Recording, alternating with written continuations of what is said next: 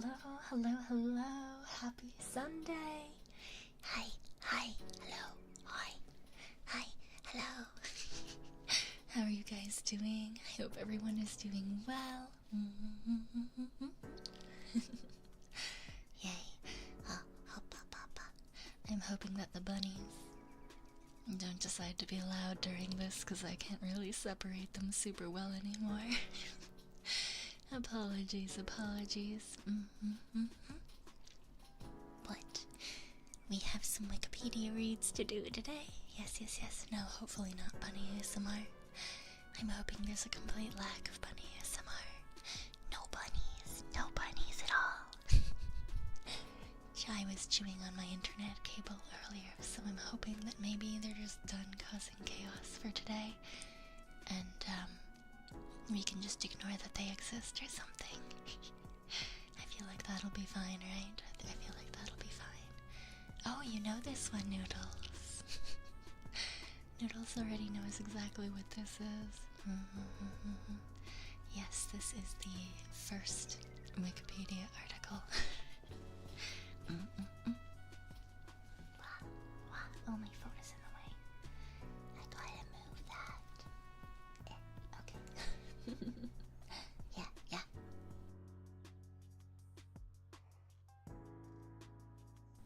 But does it sound okay? Does everything sound okay? Is it too quiet? Is it too loud? Is it too quiet and loud? Is it too loud and too quiet? I don't know. You guys have to tell me. Sound is good. Okie dokie.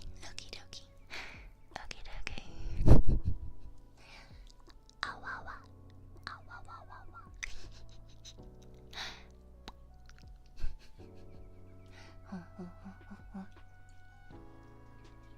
Article 1. Let me move myself down. To the corner. Maybe I don't need to go this far into the corner. Maybe I can come out here a little bit. But then I'm covering you guys. I'm covering you guys so much when I do this now, though. That's terrible. What am I supposed to do if I cover you guys so much?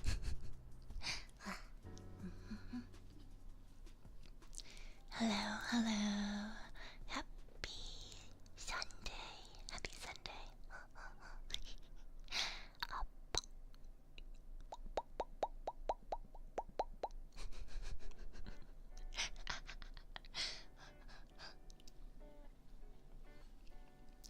Today's first article is Action Park.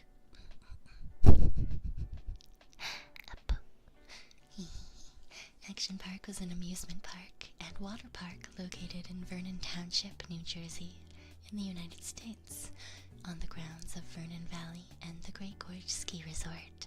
The park consisted primarily of water-based attractions and originally opened to the public in 1978 under the ownership of Great American Recreation, or GAR. I don't know if I would ever necessarily trust an organization called GAR, but some people certainly did, I suppose. Action Park featured 3 separate attraction areas: the Alpine Center, Motorworld, and Waterworld.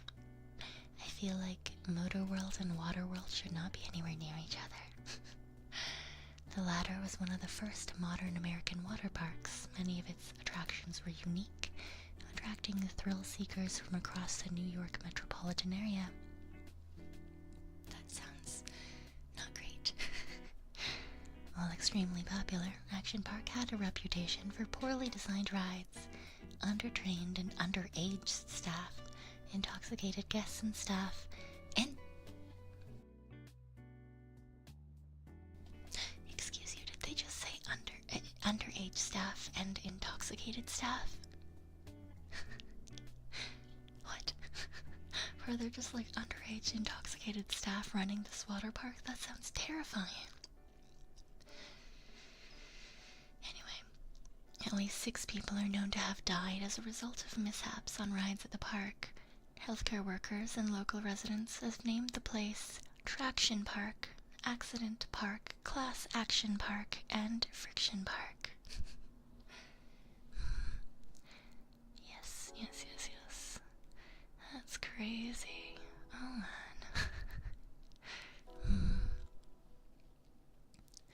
Little effort was made by the state regulators to address the issues, despite the park's history of repeat violations.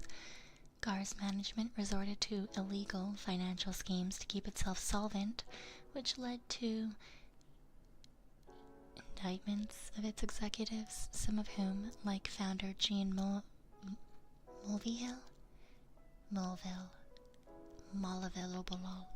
pled guilty to some charges. In its later years, personal injury lawsuits led to the closure of an increasing number of rides and eventually the entire park in 1996.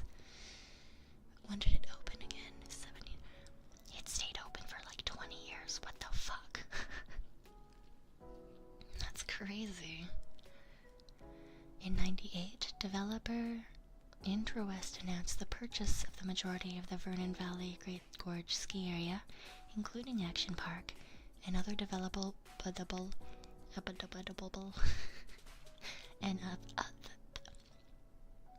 and other developable real estate lands that GAR owned. Oh my fucking god.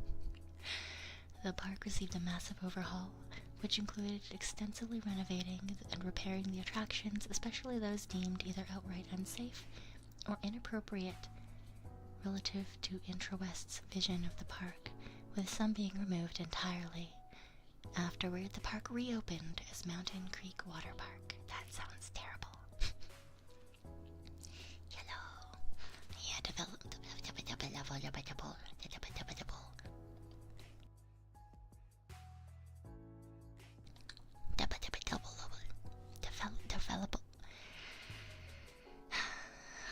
developable. Yeah, developable. That's the one. That's the one. In 1976, Eugene Mulville and his company, Great American Recreation, the owners of the recently combined Vernon Valley Great Gorge Ski Resort in Vernon Township, New Jersey, wanted to make money during the summer off-season. Following the example of other ski areas, they opened a very large Alpine slide down one of the steep ski trails.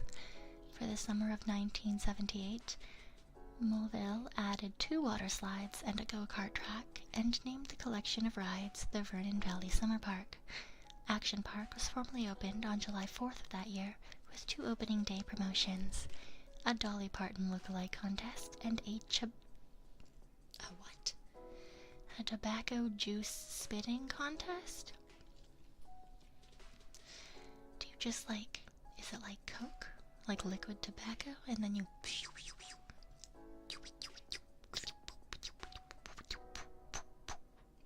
Question mark. I don't know. Whoever spits the farthest? I suppose so, but tobacco juice sounds weird and like I don't want to drink it. The following year, more water slides and a small deep water swimming pool, as well as a tennis court and softball field, were added to what would become known as the Waterworld section of Action Park. Wait, what? And why are the tennis courts and the softball field in the Waterworld section? What?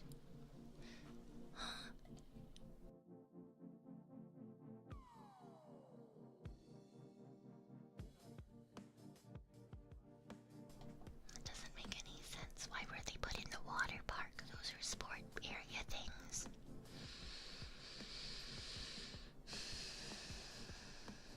Whatever.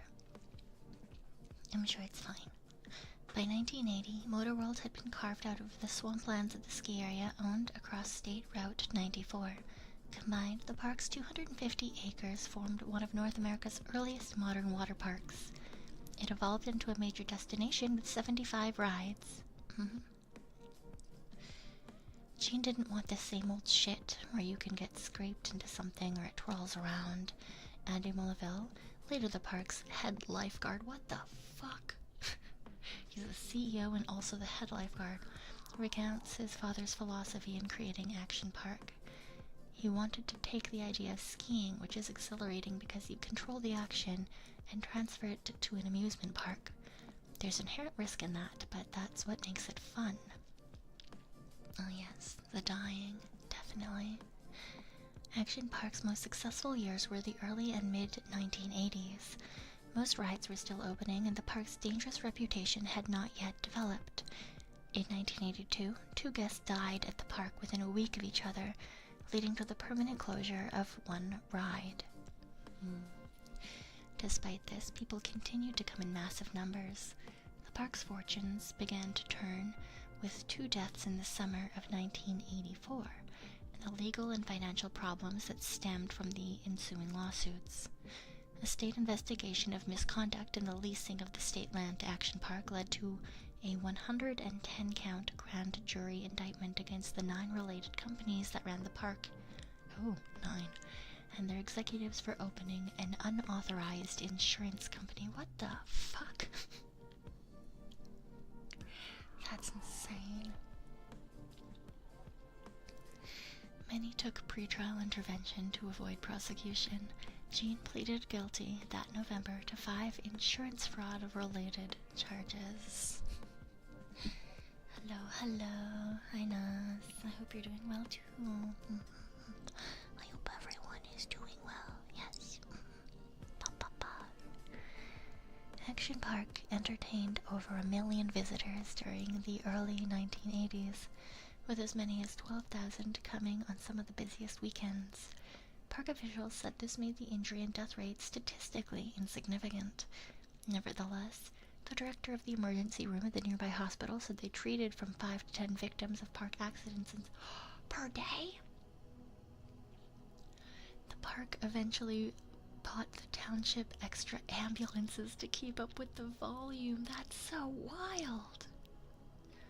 What the fuck?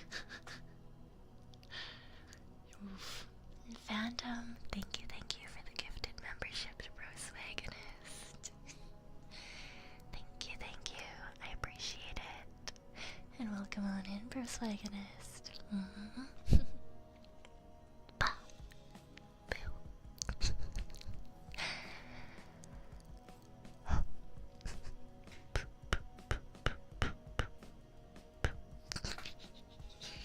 Sorry, I'm being a little shit, don't worry about it. Where was I? Here. In September of 1989, GAR negotiated a deal with the International Broadcasting Corporation that would result in the sale of Vernon Valley Great Gorge and Action Park for $50 million. IBC later backed out of the deal, feeling the site was not suitable for their needs upon further inspections of the properties. In September of 1991, GAR petitioned the Township Committee to put a referendum on the November ballot that, if passed, would have legalized the operation of games of skill and chance at the park. The effort failed because only 643 of the 937 signatures on the petition came from registered voters. Who the fuck else did they ask? Fucking ghosts or some shit. What the fuck?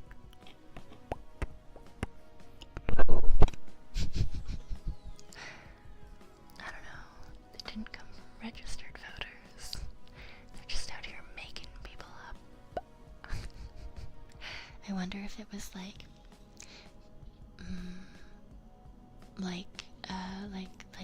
people who were in the country but shouldn't have been in the country, or if it was like children who, exist but wouldn't be registered voters, or because I'm sure that there wouldn't be that many people who were just generally not registered. Yeah, dead people. Yeah, that's why I said ghosts. The ghosts of the dead guests. Oh my god, what if they just used the signatures from people buying tickets to the park? They were just like, hey, if you want to come in here, there's a chance that you can die. Sign this waiver. And it turns out that the waiver is just you signing that they should definitely for sure use your signature on anything that they so deem necessary in the future. Congratulations, they think the water park was definitely worth it, right? I think the water park was definitely worth it. A few rides were closed and dismantled due to costly settlements and rising insurance premiums in the 1990s, and the park's audience began to suffer as a recession earlier in the decade reduced the number of visitors. Action Park was still advertised as the world's largest water park. In early 1995, GAR operated Vernon Valley Great Gorge and Action Park with no liability insurance. What the fuck? New Jersey did not require it, and GAR found it more economical to go to court than purchase liability insurance, since they relied on their own self-insurance. However, they ultimately purchased liability insurance from Evanstone Insurance Company in May of that year to cover Action Park and the skiing facilities. As 1995 progressed, GAR's financial woes continued to accumulate. First, Fidelity Bank, who lent $19 million to GAR, and some 15 other connected corporations filed suit against them in an effort to begin the process of foreclosing on the debt owed to them. Law firms owed money for services rendered between 91 and 93 also began filing suit. As November approached, GAR negotiated a deal with Noramco Capital Corporation and the Palladium Fund of CS First Boston, in which they would purchase the debt owed to First Fidelity, temporarily fending off an impending foreclosure.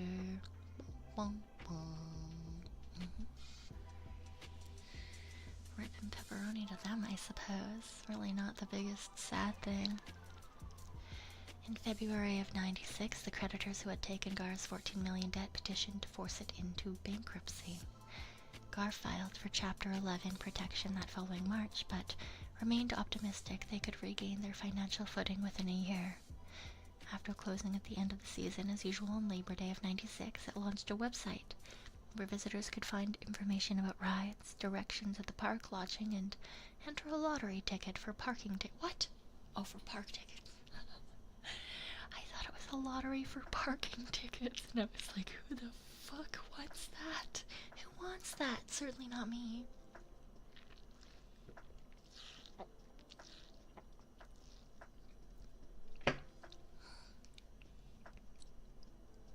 Park tickets makes much more sense.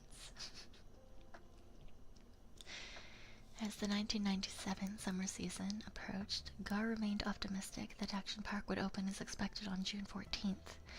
In spite of the massive layoffs at the end of the prior ski season, the opening date was pushed back 2 weeks and then into mid-July. On June 25th, GAR announced the cessation of its operations, including Action Park. Following the demise of GAR, Palladium Recovery Fund purchased the Vernon Valley Great Gorge Resort, including Action Park, for $10 million. Ooh, that sucks. The investment group put Angel Projects in charge of managing the resort and aimed to spend $20 million to upgrade the ski resort equipment, trails, and remodel the water park. Instead, Canadian resort developer IntraWest purchased the property in February of 1998 and revamped the Waterworld section of Action Park and reopened it for the 98 season as Mountain Creek Water Park, while the Alpine Center section had its bungee tower demolished. Why the fuck did it have a bungee tower? And Space Shot Ride dismantled. What the hell is going on? The Motorworld section of the park remained in place, undisturbed, until mid-2000, when work began on Mountain Creek's Black Creek Sanctuary.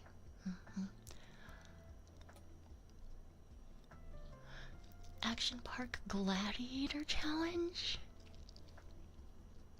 Okay. It had an attraction loosely based on the television series American Gladiators, opened in '92. It allowed guests to compete against other guests in an obstacle course and against park-employed gladiators in jousting matches. Former bodybuilders Michael and Vince Mancuso designed the attraction, and the employees against whom guests would compete in the jousting matches were found by scouting local gyms. That's crazy. The matches could lead to real violence. On one occasion, a guest who felt the gladiator he contended against had been too rough, striking him frequently on the head with the padded end of his pugil stick, returned to the attraction with some of his friends in an effort to exact retribution. The Gladiator called in support of his own, and eventually a brawl involving several dozen people broke out. What the fuck? The Vernon police had to be called to restore order. Over the course of a day, 3 shows were put on, and the guests who ran the fastest obstacle course time in the earlier shows were brought back to compete against each other later in the day. By 95, the attraction was removed and replaced with a beach volleyball court. Several dozen.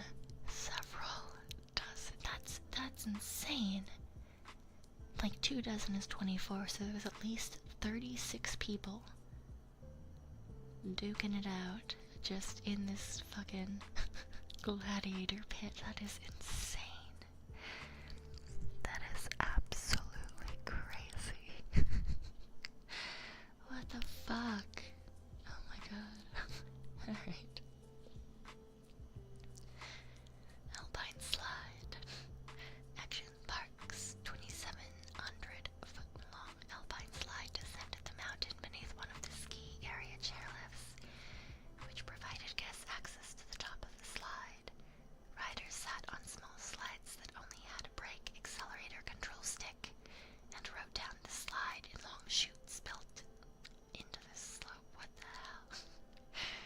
The ride, and more specifically the sleds, became notorious for causing injuries.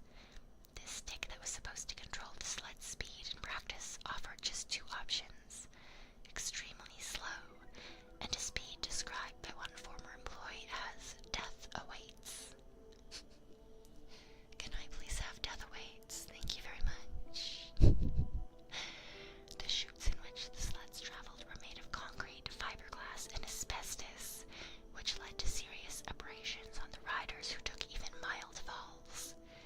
The tendency of guests to ride in bathing suits made the problems worse. The path underneath the chairlift resulted in verbal harassment and spitting from passengers. What? Can you imagine? You're just chilling, going down this stupid slide, and someone's spitting on you from above and yelling at you. That's fucking insane. But I can bet that someone paid specifically for that exact experience. Guests riding the lift would also often knock the sleds off, slowing down operations as employees had to retrieve them. That's fucking wild. The slide was the site of the first fatality in the park in 1980. Oh no, 19-year-old George Larson Jr., who had been previously a ski lift operator, was thrown from the slide when his car jumped the track and his head struck a rock. Fuck. After several days in a coma, he passed away. Action Park said that Larson was an employee. It was a nightmare. Oh, it was nighttime and raining when the accident happened. They also said that as an employee, his death did not need to... What the fuck? His death did not need to be reported to state regulators. What the fuck? In the 2020 documentary Class Action Park, Larson's mother and brother said it was incorrect, accusing park management of using the story of Larson being an employee previously to get out of having to report the death. Had state inspectors looked at the site, employees said years later they would have seen the rocks there, which they had told the park to remove on an earlier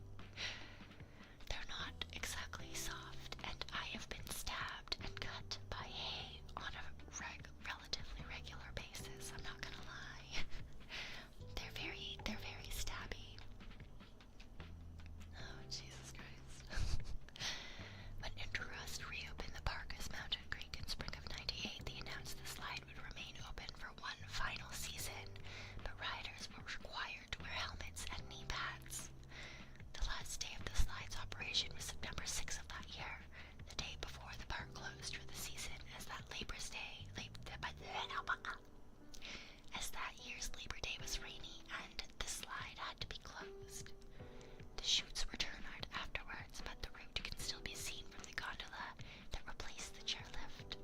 Resort Mountain's bike route travels down the site and crosses over a few wooden footbridges that provided access over the Alpine slide. In 2012, Mountain Creek introduced an Alpine coaster, which combines elements of an Alpine slide and a roller coaster. That sounds fucking terrible. This sounds like just the fucking worst thing ever. Oh my god. Why? Why would you do any of this? Someone did not have enough brain cells.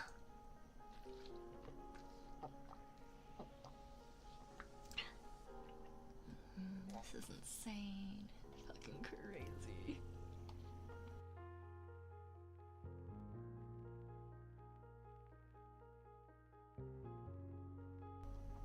Alright. Bailey Ball. Bailey Ball was an Alpine Center attraction developed and tested, but never opened to the public as a result of those tests. Oh, good idea. It consisted of a large steel sphere. No. Oh my god, no. A large steel sphere in which a rider could be secured and then rolled downwards. The plan was to do it on a track with PVC pipe as its outer rails. Why? That's fucking wild. PVC pipe is not gonna do fuck all to a large steel sphere. Yeah, I'm glad you guys have the same fucking reaction as me. The designers neglected to take into account the tendency of PVC pipe to expand in heat. During the first test, with a state inspector present on a hot summer day, the ball, with the man inside testing it, went off the track as a result of the pipe expanding and bounded down the adjacent ski slope. It continued through a parking lot, across Route 94, and came to rest in the swamp. Oh my god. After it came to a natural stop at the bottom, the inspector left without saying anything, and park management abandoned the front. It doesn't say if the man survived or not. It just is like, yep. Dude just was strapped into a steel sphere and fucking went.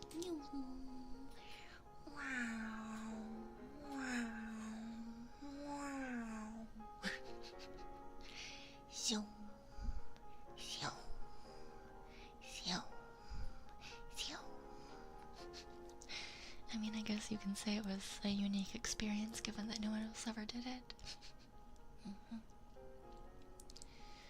Snapple Snap Up Whipper Snapple Ride. In 91, Action Park opened a 70-foot tall, 2-station bungee jumping tower, oh god, near the Alpine slide. During a news media coverage of the ride's opening, Andy Melville pushed a television reporter who refused to make the jump off the platform.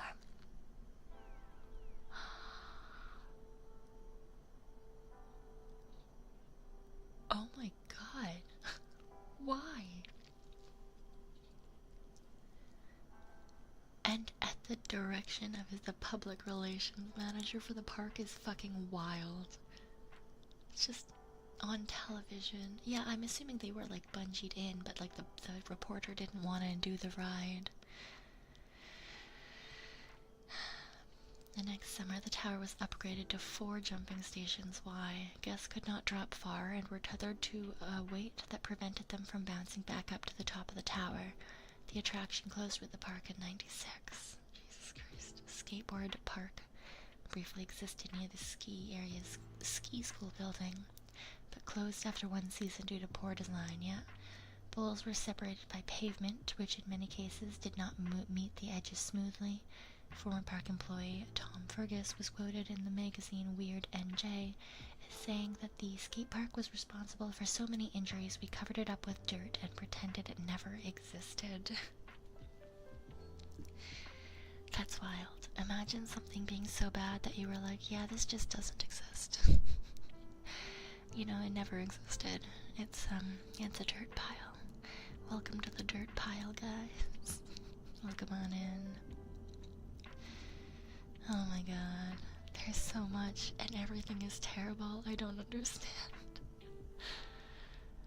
Transmobile was a monorail that took riders from the Alpine Center across Route 94 to the Cobblestone Village shopping complex and the park's Motorworld section. Riders sat sideways Y in cars built for 2 people, also Y. Each stop had 2 stations, one for guests heading toward Alpine Center and one for guests heading toward Motorworld. Rides were one way, and riders were not allowed to stay on the ride and travel round trip without getting off at either end. This restriction sometimes caused conflicts between park staff and riders, who either did not understand or did not want to follow rules. Yeah, this really does feel like Roller Coaster Tycoon, doesn't it? Fucking insane. Alright, and then we have Motorworld. Jesus Christ. I feel like this would be like, if you loved me, we'd go to Motorworld together, right? Fucking wild. Who the fuck would ever want to come here? Hey, Spacey Bat. Welcome. We're reading about Action Park, which was open for 2 decades and doesn't make any fucking sense as to why it was open for 2 decades. Super go-karts allowed guests to drive around a small loop track at the speed of 20 miles an hour, controlled by the governor devices on the carts. However, park employees knew how to circumvent the governors by wedging tennis balls into them, and were known to do so for guests. As a result, the otherwise standard small go-kart engine became the opportunity to play bumper cars at 50 miles per hour. Jesus fucking Christ. As many injuries resulted from head-on collisions. Also, the cart's engines were poorly maintained, and some riders were overcome by gasoline fumes as they drove. What? This is fucking insane. Lola cars were miniature open-cockpit race cars on a long track. Extra money was charged to drive them, and they too could become adjusted for speed by park employees, with similarly harmful consequence to riders.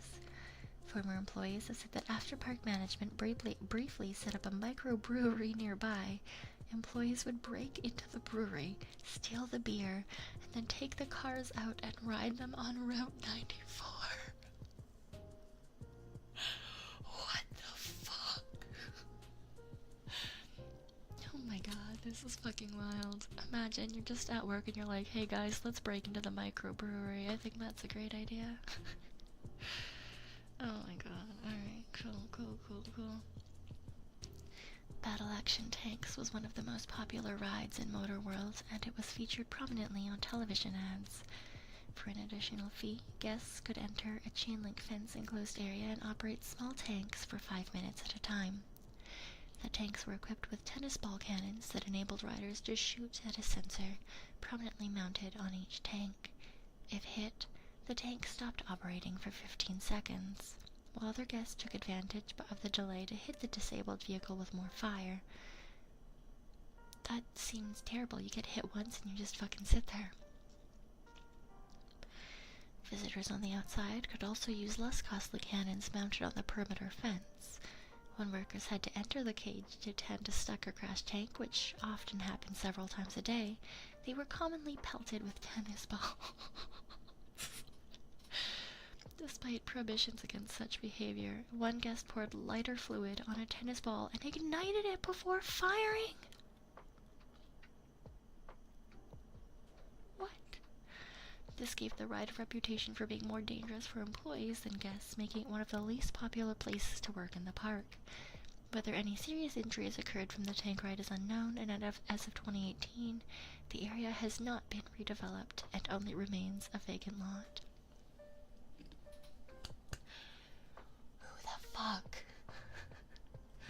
Who the fuck thinks it's a good idea to shoot a flaming tennis ball at a person?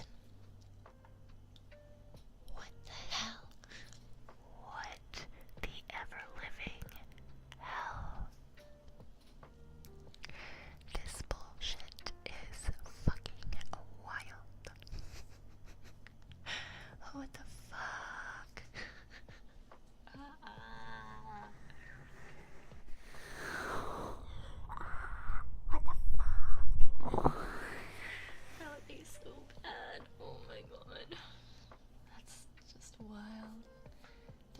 person who brought lighter fluid to an amusement park? Yeah, I guess so.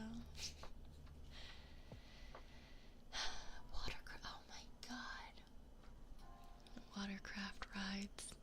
Super speedboats were set up in a small pond, known by park staff to be heavily infested with snakes. What? They could be driven around a small island at 35 to 40 miles per hour. And like the land vehicles, no way was known to tamper with them and increase their speed, but many riders nonetheless used them to play bumper boats, and one seriously inebriated rider had to be rescued by an attendant lifeguard after his boat capsized following a collision. Bumper boats was supposedly safer than super speed ride boats. Speed ride, why did I say ride? Speedboats. But the engineers, oh my god,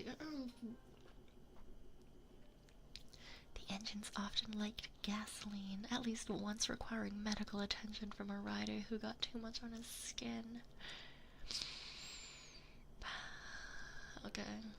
Tall riders were often known to be unable to fit their legs into the small-sized boats, resulting in them hanging off the sides of the boat and being fractured. What?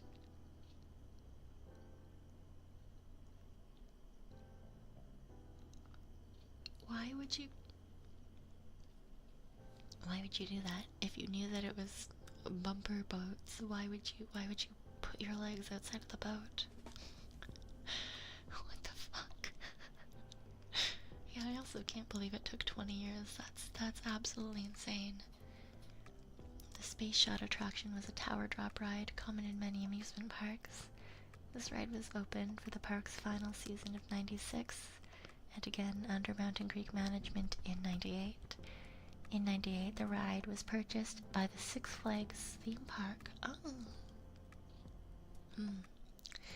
Slingshot was a bungee cord ride in which two riders sat in a seat and were strapped in while the ride was shot in the air and supported by a bungee cord. Riders looped upside down. A few similar rides are still standing in a handful of major amusement parks, and the most common name being the Slingshot, found at many Six Flags parks, but they are upcharge attractions due to insurance issues. Oh.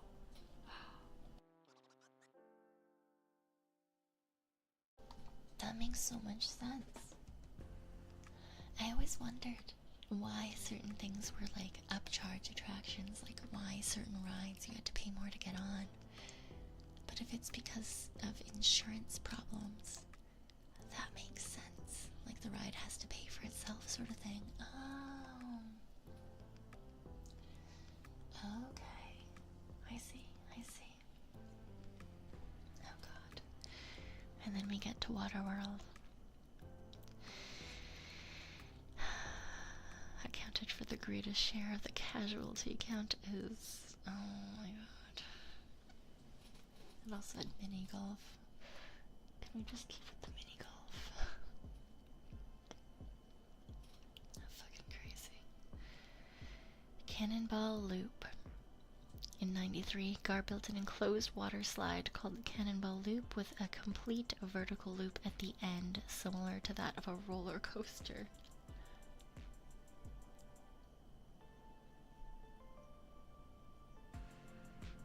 Why?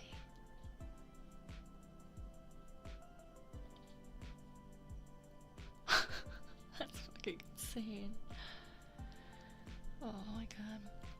Okay. It was so intimidating that employees have reported they were offered $100 to test it.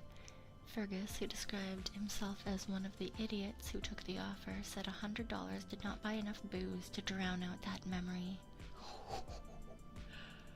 Oh.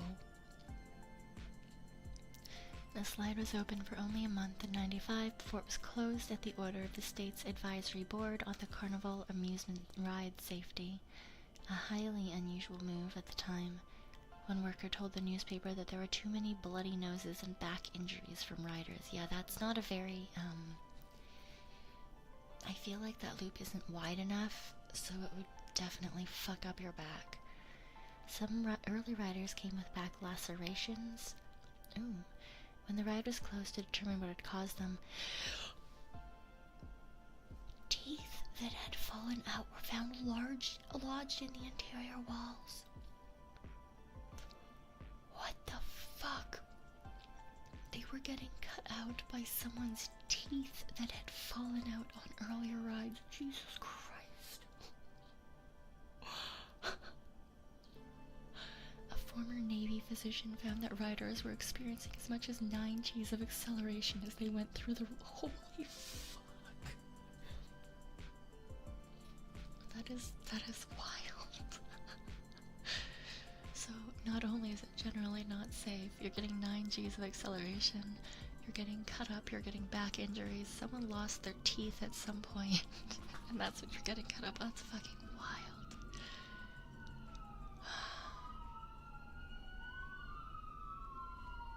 Let's just mute that for a second.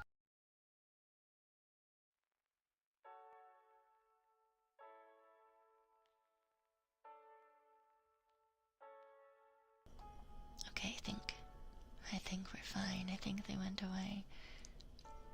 The theme park was just missing the euthanasia coaster. Honestly, if they just added one more loop to that, I think it would have been fine.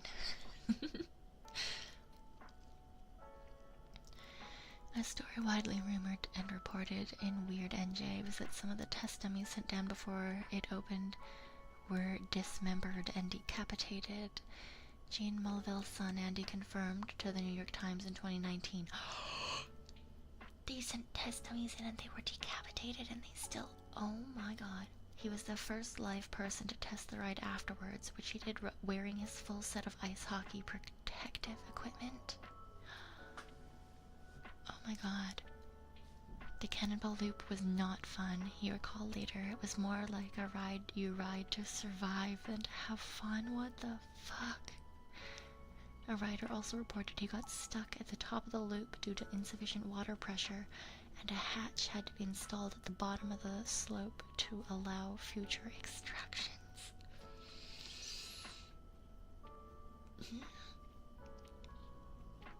Those who rode the Cannonball loop have said that more safety measures were taken than was otherwise common at the park. Riders were hosed down with cold water, instructed to remove jewelry, and then carefully instructed on how they had to position their bodies to complete the ride. The ride reopened a few times over the years in the summers of 95 and 96. It was open for several days before further injuries forced its permanent shutdown. For the remainder of the park's existence, Cannonball Loop remained visible near the entrance of Waterworld and was dismantled shortly after the park closed. Oh my god. In 2014, video footage that appeared to show riders going down the Cannonball Loop was unearthed and published online. I feel like it was probably fucking terrifying. Oh my god. The fact that it dismembered and beheaded the test dummies and they still decided to open that thing is fucking wild. Oh my god. In 2015, Action Park planned to debut another water slide, the Sky Caliber, developed by Sky Turtle Technologies, which would encase riders in a bullet-like capsule for a 90-foot vertical drop and a 30-foot loop at 50 miles an hour and 6 Gs. What the fuck?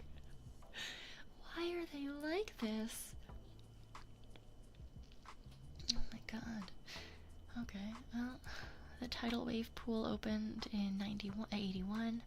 The first death occurred in 82. Another visitor drowned in this common water park attraction 5 years later.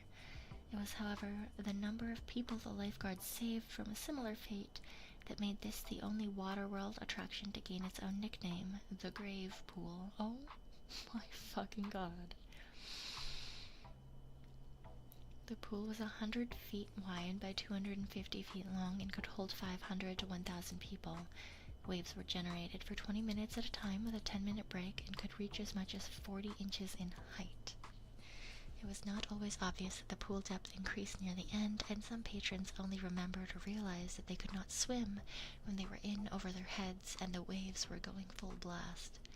Even those who could swim sometimes exhausted themselves, causing patrons to crowd the side ladders as the waves began, leading to many accidents. 12 lifeguards were on duty at all times. Wow, 12. And on high-traffic weekends, they were known to rescue as many as 30 people, compared to the 1 or 2 rescues the average lifeguard might take at a typical pool or lake season. It was legitimately scary, said one of the lifeguards. That's insane. Mountain Creek continues to operate this attraction as the high tide wave pool, but has made the pool much shallower. Yeah, that makes sense. Oh my god. I kind of was like, oh, maybe this will get better as we go. It's just, all of it is just fucking crazy. On the Aqua Scoot, invented by Ken Bailey in the early 90s or 80s. Wow, I can't read. Riders would carry a hard, solid plastic sled up to the top of the ride, go down a slide consisting of rollers akin to those found in factories, warehouses, or assembly lines, and end up in a pool in areas that was no deeper than a puddle. The idea of the ride was, once a sled hit the water, to skip across the water like a stone. To do this, the rider had to be in a certain position, leaned back. If the rider was not in this position, the sled would sink into the water as soon as it hit the pool, flinging the rider off headfirst.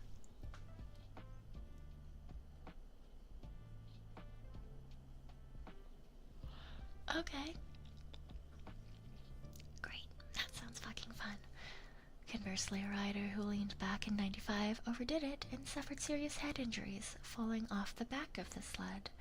One of many to whom this happened, according to former employees.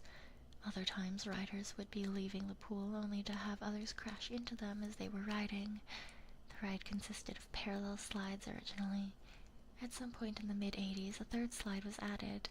Each slide was 30 feet long.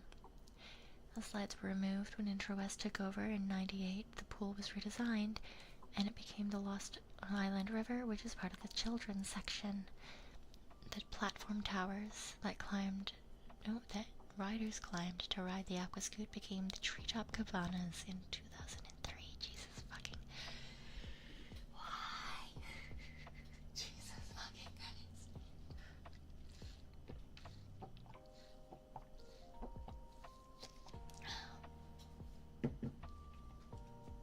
This is fucking wild. The Kamikaze was the more tame water slide near the Geronimo slides. It was blue and featured several drops and why are there drops? And rises, oh my fucking god. Riders would lie on their backs with their arms and legs crossed and go down a chute that pitched steeply at first, then went up and down several times before ending in the pool. That sounds like a great way to crack your back. Oh my god.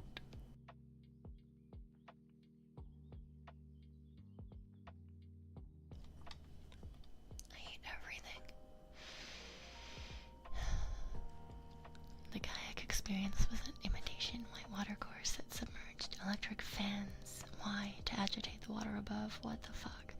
Frequently the kayaks got stuck or tipped over, and people had to get them, out of them to remedy the situation. In 82, a man died while trying to get his kayak back when he touched the open wiring of the fans, sending him into cardiac arrest and leading to its permanent closure. Are you fucking kidding me? It's not even like he got cut by the fans. That's what I thought it was going to be. I kind of assumed people would, like, put their feet down on the fans and, like, get an injury, a laceration. But they had open wiring, and this man was sent into cardiac arrest. That's fucking wild. What the hell? Oh my god. I don't understand. Oh my fucking god. No, Vigret, it's not that the owners were rich. They ended up, we learned, in multiple lawsuits for insurance fraud. They had their own insurance company that they said that they paid to and got paid from. Oh my god, fucking crazy. The Tarzan swing was a steel arch hanging from a 20-foot-long cable over a spring-fed pool. Patrons waited in long lines for the chance to hang from it, swing out over the water, and jump off as the beam reached its height. In the park's early years, the area patrons jumped from was not over the water, but a cushioned area. Jesus Christ. Some people who let go as soon as they started their swing would land on the cushion and slide or crash into the water. In the mid-80s, the starting position was shifted so that patrons started over the water. Some patrons hung on too long and scraped their toes on the concrete on the far side. Others used the pool properly, but were surprised to find out the water underneath was very cold. It was cold enough, in fact, that the lifeguards sometimes had to rescue people who were so surprised by the sudden chill that they could not swim out of the pool. God, in '84, one man died from a heart attack after experiencing the swing. What the fuck? Roaring Rapids was a standard raft-based whitewater ride. The reports that the park filed with the state in '84 noted fractured femurs? Do you guys know how fucking hard it is to fracture a femur? Collarbones and noses, and dislocated knees and shoulders. This attraction is still open. Why? The left side is known as the gully and uses a single tube. The right side is known as Thunder Run and is a double tube rafting ride. Oh my fucking god. Oh, okay. Yeah, a broken femur can for sure, if it's just fractured, it's not gonna kill you because it means that the bone isn't like completely broken through and therefore could be displaced and into the arteries or anything, but yeah, not good. Surf Hill, common to other water parks at the time, allowed patrons to slide down a water-slick slope on mats and small puddles until they reached a foam barrier at the upslope at the end. Barriers between lanes were minimal, and people frequently collided with each other on the way down or at the end. The seventh lane was known as the backbreaker due to its special kicker, 2/3 of the way down, intended to allow jumps and splashdowns into a larger puddle. What the fuck? Employees at the park used to like eating at a nearby snack bar with a good view of the attraction, since it was almost guaranteed they could see some serious injuries, lost bikini tops, or both. What the fuck? What the fuck? Jane Mullavelle had built a viewing space for this purpose.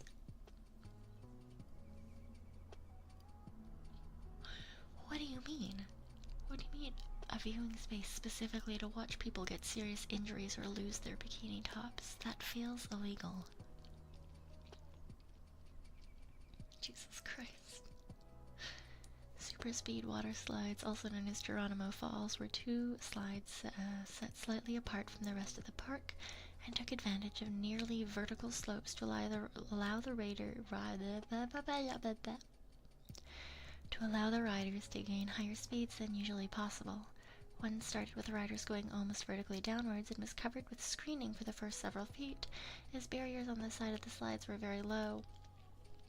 Lifeguards reminded everyone to remain flat on their back with their arms at their sides as they descended, since no way it was possible to ride it otherwise and stay on. The fall from both sides had the potential for very serious injury. Those who made it to the bottom found their progress arrested by water, which made a large splash and then a small pool. Only one of these slides remains today, and the track was replaced for the one that was not as steep. The tracks the old slides followed are still visible. Today, it's known as H2O, Vertigo, and Vortex. Two adjacent closed tube slides still use the same end splash pool that the two old ones used.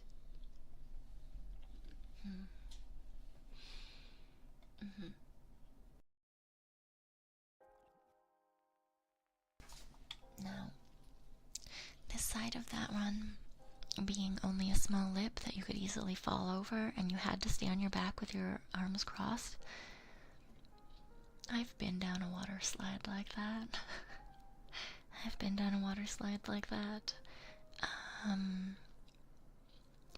And the park has a rule that you're only allowed now to go down in a one-piece bathing suit,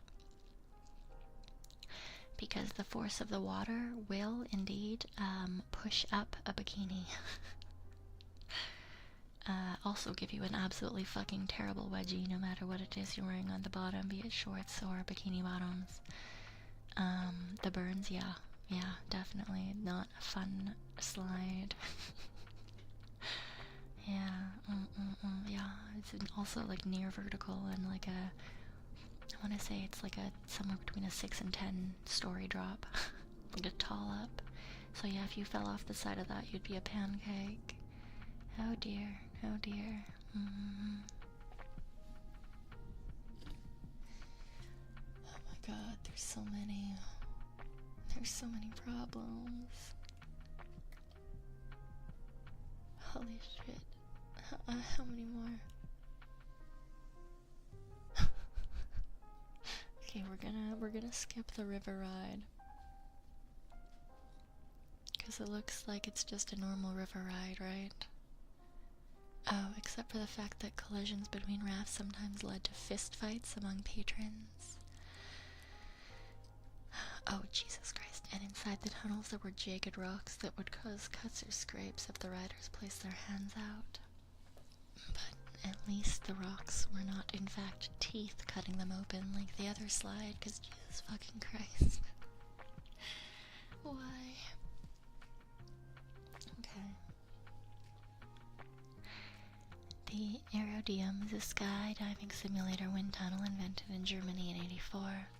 In '87, Action Park built and opened its own Aerodium in the water park sector. Why in the water section? Fine. A stadium seating encircled the perimeter of the Aerodium, allowing friends and spectators to watch riders fly. Riders wearing a special skydiving suit, helmet, and earplugs would join the body flight instructor one by one on a trampoline like netting directly over the fan. The instructor would grab each rider's wrist and guide the rider to fall forward, allowing the fan to lift the rider upward. After a few seconds of flight, the attendant operating the fan would cut the power, causing the rider to fall onto the air cushions surrounding it. Park guest flights were limited to a maximum of 6 or 7 feet above ground and 1 to 2 feet over the instructor's head. The Aerodium also caused severe injuries. For example, when a rider instinctively tried to break his fall by extending his arm, which caused shoulder dislocation, severed nerves, and near-permanent paralysis of the arm. What the fuck? I don't know about that one, Chief. Oh my fucking god. Okay, well, Action Park and its defenders often pointed out that it was one of the first water parks in the nation, pioneering ideas that were later widely copied. This meant its visitors were using rides that had not been tested through practical use for very long. Ride designers may have had insufficient training in physics or engineering. They seemed to build rides, one attendee recalled, not knowing how they would work, and then let a lot of people on them. Yep, that sounds about right. The vast majority of workers at Action Park were the ones regularly seen by visitors, and they were teenagers.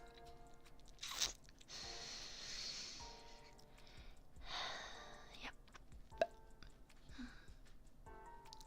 One former employee recalls that sessions practicing the rescue of drowning victims were often pretexts for hazing, new hires often having to play the drowning victim, and after the training was over, instead of training, they were abandoned in the water to get themselves out.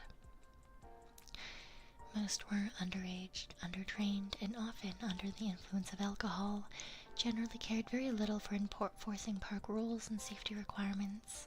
Height and weight-based restrictions were often ignored. I hate it here. Why? Oh my god.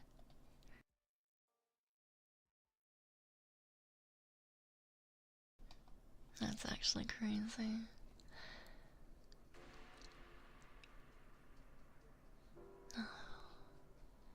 Yeah, staff's indifference to the many of the park's rules led to a similarly lawless culture among visitors, who generally liked the high level of control they had over the experience.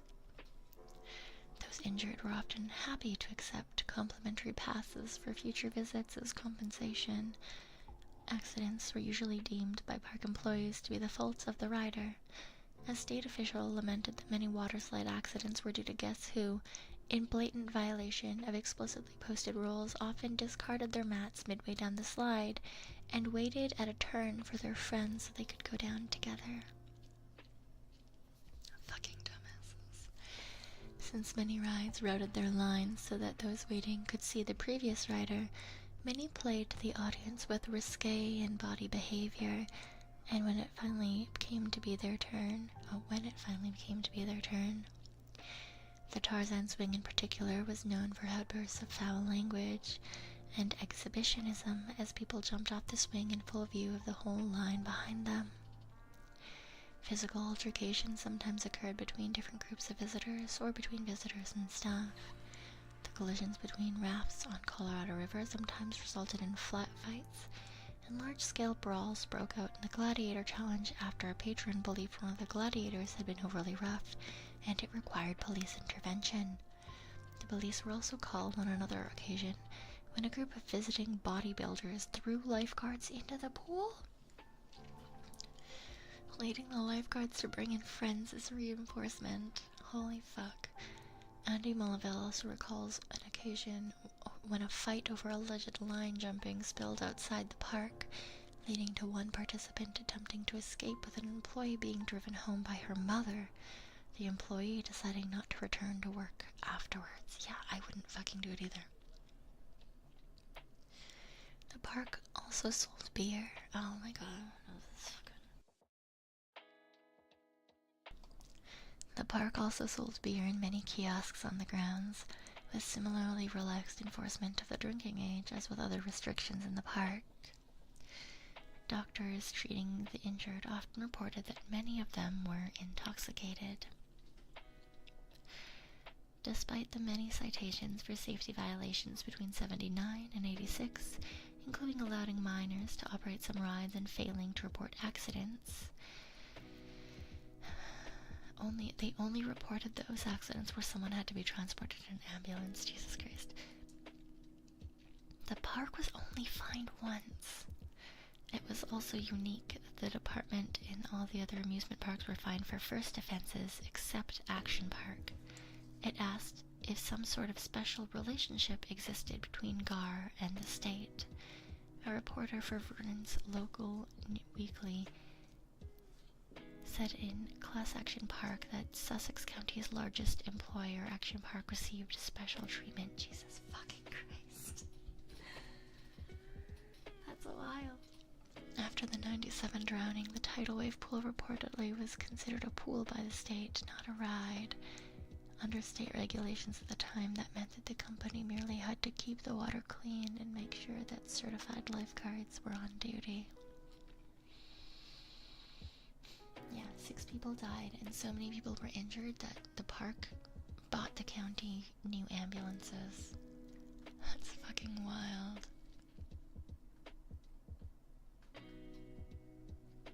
That's absolutely crazy. 2014 revival is also crazy. The fact that anyone would want to revive any of this shit. Oh my god. Alright, well, there we have it, a Wikipedia article for Action Park. That shit is fucking insane. Oh my god. That's crazy.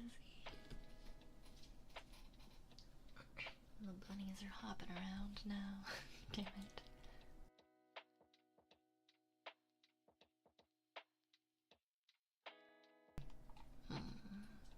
I read it AMA for Melville's son. Oh, interesting.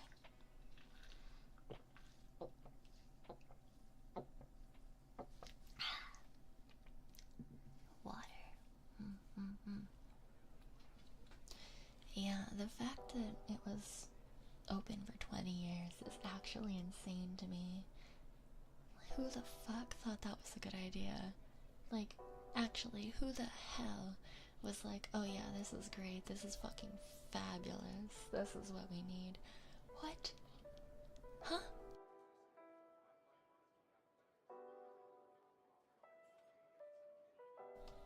Yeah, the people who got injured behaved erratically because they allowed them to behave erratically. What? Fucking insane. Fucking crazy.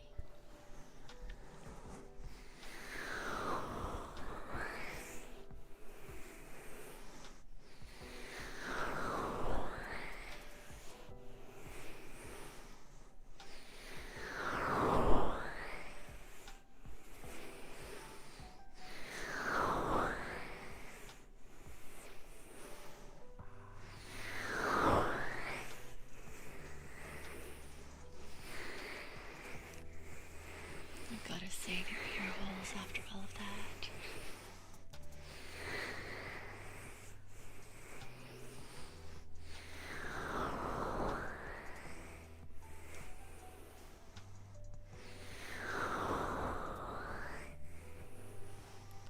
Yeah, a mental reset.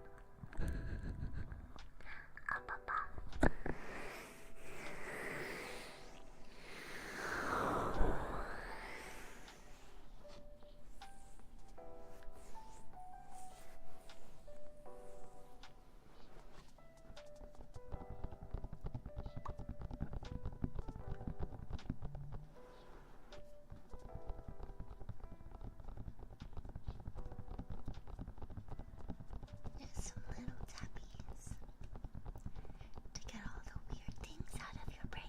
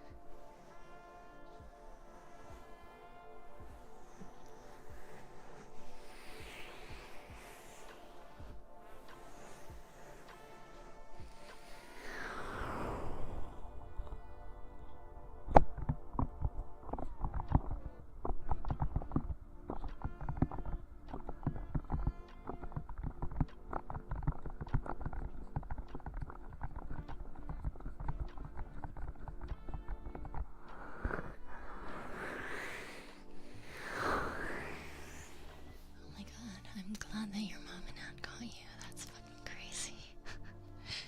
What the hell? Well, I'm glad you're okay, Reimu. I'm glad you didn't fly out of the water park slide. That would be very bad. Very, very unfun. Very terrible, in fact. Yeah.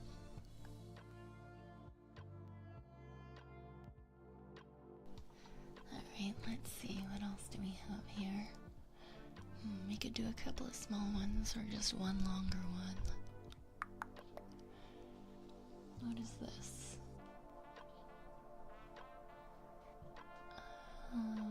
This is something about a pseudonym for directors, the Atari video game burial, athletics at the 1904 Summer Olympics. Some of these are recommendations, some of these are just things that other people said were absolutely hilarious. The Legend of Aphrodisian. Why is this here? That doesn't seem like it belongs here. 2003 Angola Boeing 727 disappearance. I don't know why there was just a list of Nigerian videos that was not meant to be here. Okay. Wait, what did I say?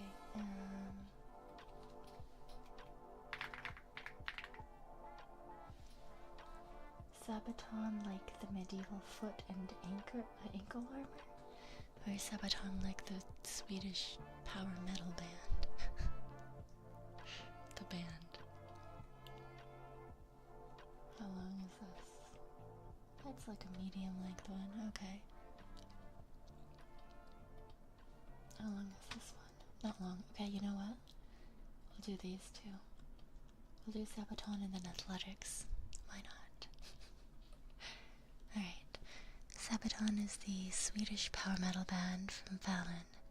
The band was formed in '99 by the lead singer Joachim Broden? ? I cannot say these names, my guy. The bassist and guitarist and drummer, I can say Richard Larson. It's gone through multiple lineup changes, with Broden and Sundstrom remaining the only consistent members. The vast majority of their songs are about historical events, mainly wars and significant battles. Sabaton is considered, by whom, one of the big four power metal bands, along with Blind Guardian, Dragon Force, and Halloween. This by whom is wild. It reminds me of being in like fucking school when the teacher would like circle it and be like, who the fuck said this, you dumb bitch, you didn't cite it. I mean, they wouldn't say it that way, but that is how it felt sometimes. After signing with Black Lodge, the band released their debut studio album, Prima Victoria, on '05, their second album. Terra Dominatus was released in '06, and Metalizer, the band's third studio album, was released in '07. Art of War in '08, and they signed to Nuclear Blast, so they've just put a lot of albums, it looks like. 10 studio albums, 4 live albums, and 5 live DVDs. Crazy.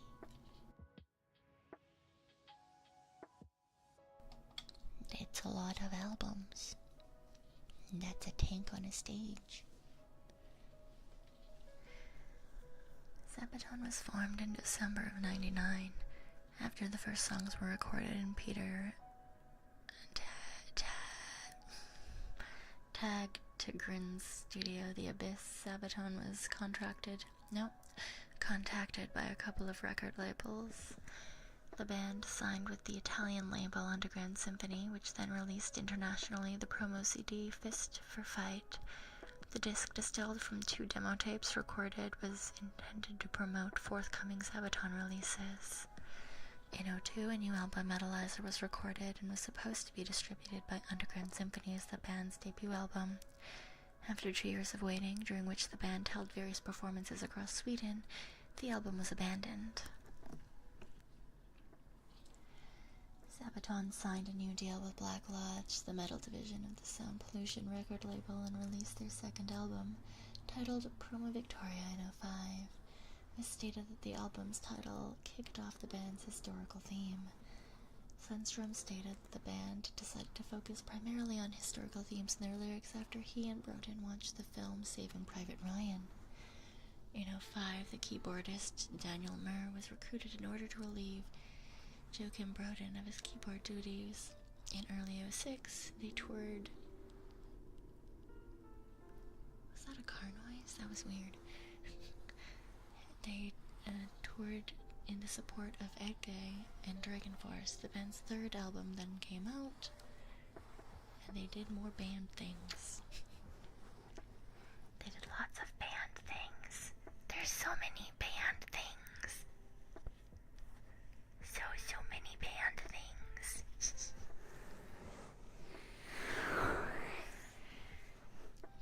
just seem like it's in general, here's what this band has done though, I'm not gonna lie.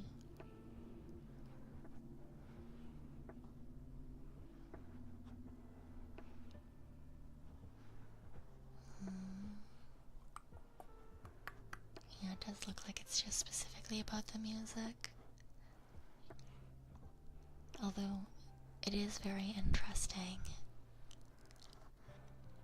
I like the idea of metal and like historical influences, that's the word. Have a good time at work, Delmond. I hope it's not too bad.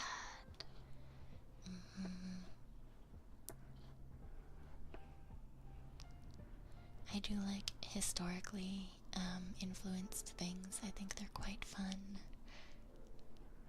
For example, last night, for a little bit, I watched some of Castlevania's most recent season.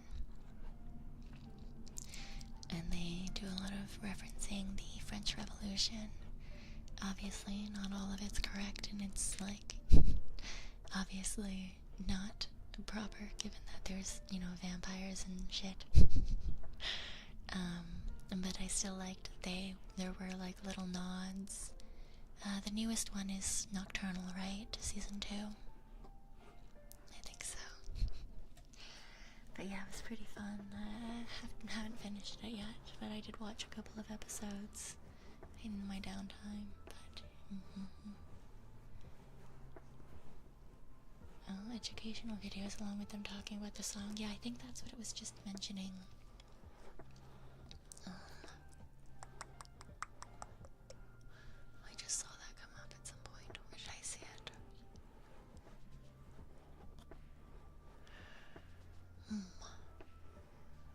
Maybe it was up here that I saw them mention YouTube. But that sounds cool. Maybe I'll just check that out in and of itself. I feel like most of this doesn't read very interestingly. It's like, hey, they made a song, it went on this thing, they made another song, it was in this album, they made an album, which is, you know, interesting to some extent, but it's very dry. I feel like whoever wrote this needs to make it slightly more interesting, but I feel like that's hard if you're trying to, like, just cover discography, which does seem to be what most of this is.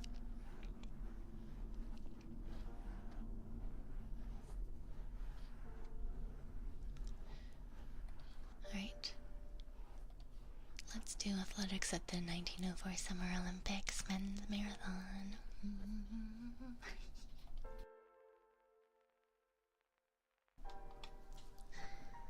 The men's marathon at the 1904 Olympics in St. Louis, United States took place on August 30th of that year, over a distance of 24 miles and 1,500 yards. The race was run during the hottest part of the day on a dusty country road with minimal water supply. All 32 athletes representing 7 nations, the United States, France, Cuba, Greece, South Africa, Great Britain, and Canada competed. Only 14 managed to complete the race. This was a bizarre affair due to the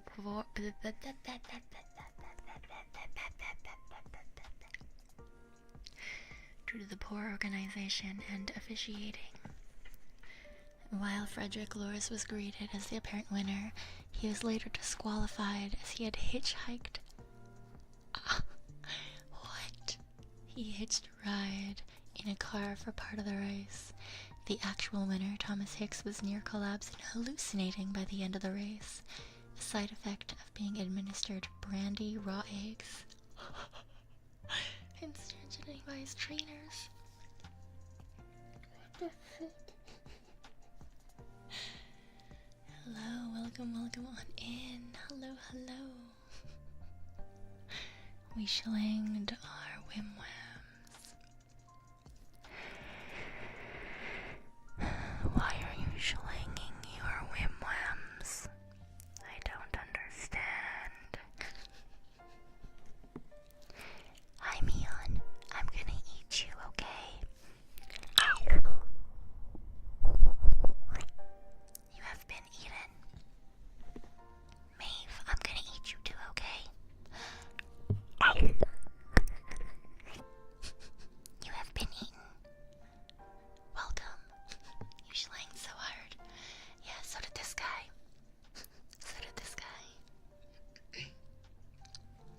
Frederick Lors thought he won a race in the Olympics, but it turns out he hitchhiked in a car for a portion of it. And then the guy who did win was hallucinating because he was given brandy, raw eggs, and whatever the fuck this is. Oh. A highly toxic, colorless, bitter, crystalline alkaloid used as a pesticide, particularly for killing small vertebrates like birds and rodents. He was given poison. He was given brandy, raw eggs, and poison. The fourth place finisher took a nap during the race after eating spoiled apples. What the fuck? Oh my god, that's actually insane. Hi, Poison Fairy. Hello, hello. Thank you for the super. Thank you, I appreciate it. Oh my god. This is so fucking crazy. What? This was the third appearance of the marathon event, which is one of the 12 athletic events to be held at every Summer Olympics. Arthur L. Newton of the United States was the only runner from 1900 to return, while other significant American runners included the winners of the past 3 Boston Marathons: 02 winner Sammy Mellor, 03 winner John Lorden, and 04 winner Michael Spring. Cuba and South Africa each made their first appearance in the event, while the United States was the only nation to have runners in each of the first 3 Olympic marathons. The marathon included the first 2 black Africans to compete in the Olympics, 2 Tswana men named Len Ntonyane and Jan Mashiani, who happened to be in St. Louis as part of the South African exhibit in the 1904 World's Fair. In the exhibit? What? Jella Noel, thank you for the gifted memberships to Bernie and to Tyler. Final, thank you for the gifted membership as well. I appreciate it. Thank you. And Poison Fairy, thank you for that cute little dog. I appreciate it. Thank you.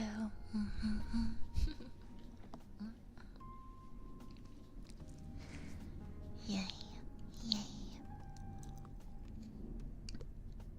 The marathon both had served as long-distance message runners during the then-recent Boer War, although some recounts that both ran barefoot. Mashiani was wearing shoes in photographs taken during the event. The marathon distance had not yet been standardized. In St. Louis, the course was 24 miles and 1,500 yards. The St. Louis organizers started the marathon at 3 p.m., whereas most modern marathons start early morning to take advantage of cooler times of the day. Yeah, they're fucking running at the fucking hottest time of the day. That's crazy. The start included 5 laps, or 1 2/3 miles around a stadium track. The remainder of the course was on dusty country roads, with race officials riding in vehicles ahead of and behind the runners. This created dust clouds that exacerbated the severely hot and humid conditions, with a temperature of around 90 degrees Fahrenheit or 32 degrees Celsius at the starting time. The course had to be altered at the last minute after roads in the Creve Coeur area were washed out by rain. The course was also not cleared of obstacles for the marathon, with runners having to constantly dodge crosstown traffic, delivery wagons, railroad trains, trolley cars, and even people walking their fucking dogs. What? During the race, John Lorden, who had won the 1903 Boston Marathon, was violently ill after 10 miles and retired, while Sam Mellor, who had won the 02 Boston Marathon, was overcome by the dust. Despite leading the field at halfway mark, Mellor became disoriented and ultimately dropped out of the race at 14.5 miles. Another near fatality during the event was William Garcia. He was found lying on the road along the marathon course unconscious, with several internal injuries that had been caused by breathing the clouds of kicked up dust by race official cars. Jesus Christ. The first to arrive at the finish line after 3 hours and 13 minutes, more than 13 minutes slower than the winning time in the 1900, was Frederick Lors. After being hailed as the winner, he had his photograph taken with Alice Roosevelt, the daughter of the then U.S. President Teddy Roosevelt. She placed a wreath upon Lors's head and was about to award him the gold medal when spectators claimed Lors had not run the entire track. Lors, suffering cramps, had actually dropped out of the race after 9 miles and hitched a ride back to the stadium, waving at spectators and runners alike during the ride. When the car broke down at the 19th mile, he re-entered the race and jogged across the finish line. Upon being confronted by the furious race officials with these allegations, Lors immediately admitted to his deception. Despite his claim that he was playing a practical joke, the AAU responded by banning Lors for life. This was commuted to 6 months on February 19th of 2005. Oh my god! He was banned for life, and then he got banned for 6 months instead. Do you guys think if I ask the Raccoon World police if I only went to jail for like 6 months instead of forever, do you think that they'd let that happen? You know, I feel like that would be okay, right? Oh my god, that's fucking crazy. Thomas Hicks ended up winning the event, although he was aided by various measures that would not have been permitted in later years. 10 miles from the finish, Hicks led the race by 1.5 miles, but he had to be restrained from stopping and lying down by his trainers. From then until the end of the race, Hicks received several doses of rat poison, which stimulates the nervous system in small doses mixed with brandy and egg white. This was the earliest recorded use of performance-enhancing drugs in the revived Olympic Games. He continued the battle onward, hallucinating and barely able to walk for most of the course. When he reached the stadium, his support team carried him over the line, holding him in the air while he shuffled his feet as if still running. Hicks had to be carried off the track in a stretcher and might have died in the stadium had it not been treated by 4 doctors. He lost 8 pounds during the course of the marathon.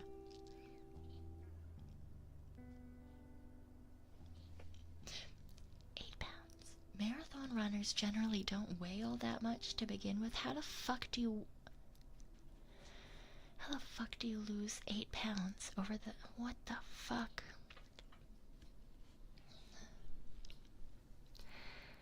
Cuban postman Andorin Carvajal had also joined the marathon, arriving at the last minute.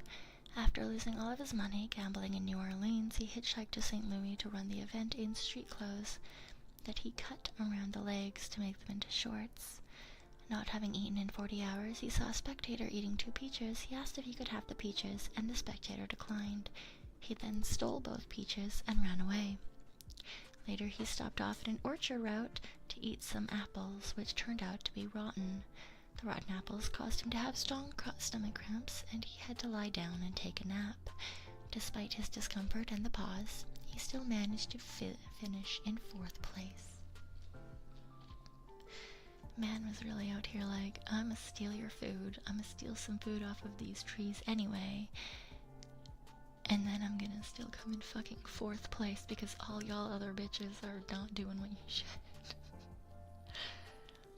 Arriving without correct documents, Albert Corey, a French immigrant to the U.S., is inconsistently listed as participating in a mixed team for the 4-mile race and competing with the United States in the marathon. The South African contestants finished 9th and 12th, respectively. This was a disappointment, as many observers were sure that they could have done better if they had not been chased nearly a mile off course by wild dogs. What? What? The only 2 sources of water for the competitors were a water tower at 6 miles and a well about halfway at 12 miles. James Edward Sullivan was the chief organizer of the Olympics and set up no other water sources along the 24-mile and 1,500-yard course of the marathon, even though it was conducted in 32 Celsius heat over unpaved roads that were choked with dust. His ostensible reason was to conduct research on purposeful dehydration. This, combined with the poor officiating, saw the marathon end with the worst ratio of finishers to starters, 14 out of 32, and the slowest winning time at 3 hours, 28 minutes, and 53 seconds, which was exactly 29 minutes slower than the second slowest winning time. That's fucking wild. Oh my god. The all is unknown did not finish, did not start, I guess. That's crazy. Oh my god. Okay. Thank you to whoever sent me this in an anonymous Morrow. I appreciate it. This was certainly something. Certainly. Do I know what this was? Absolutely not. But I do realize that it is in fact something. Oh my god.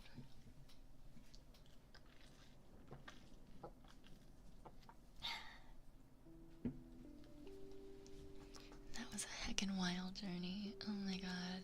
From number 1 originally, actually cheating, and number 2, who turned into number 1, being given rat poison as performance enhancing drugs. What the fuck? That's all certainly something. Alright,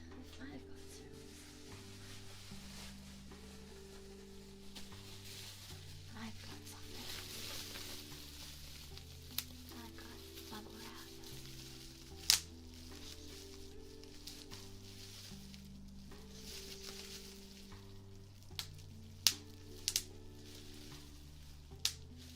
I have bubble wrap.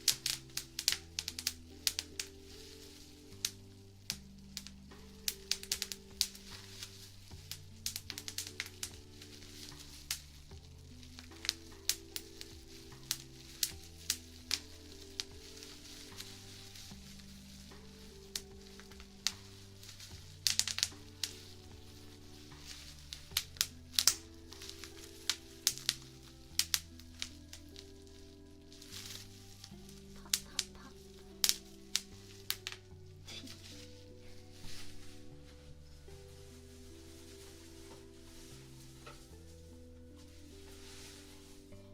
I love bubble wrap. I love bubble wrap so much.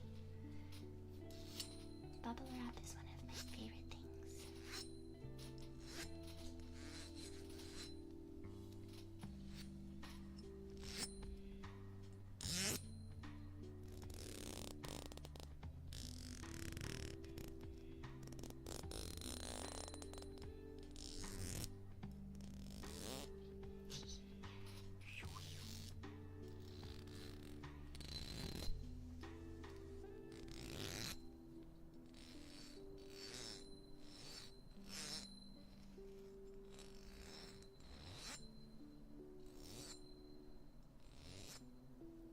I like the little ring it gives.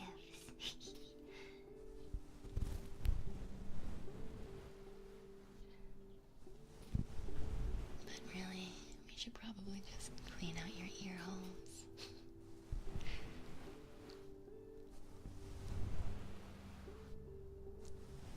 For all the random knowledge shoved into your head today.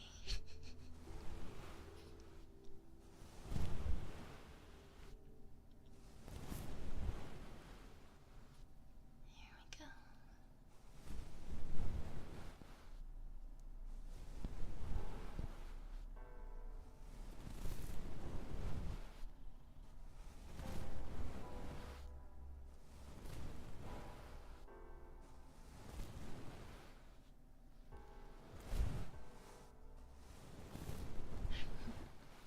Yay. Pa pa pa pa. Alright, let me turn this off. Let me turn this off. Let me put myself up in the middle.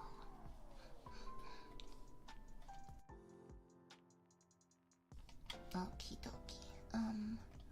I think that might be it for me for whispering for today. That might be it for whispering for me today. I will try to actually remember to put up a thing for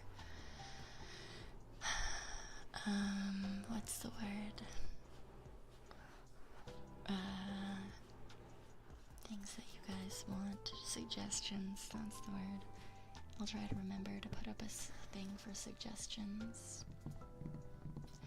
Yeah, I know it's a little bit of a shorter one, apologies. But whispering do be hard sometimes. But it does look like Hiyori is currently doing an ASMR stream, so I think we're gonna go over there. I think we're gonna go over to Hiyori. Looks like she is doing relaxing and soft triggers, so I'm sure that she'll give us a great time over there as well. It's quite rare that I get to read over into someone after something that is quieter, so that should be a lot of fun. Let's go give Hiyori lots of love and listen to all her fun triggers. It should be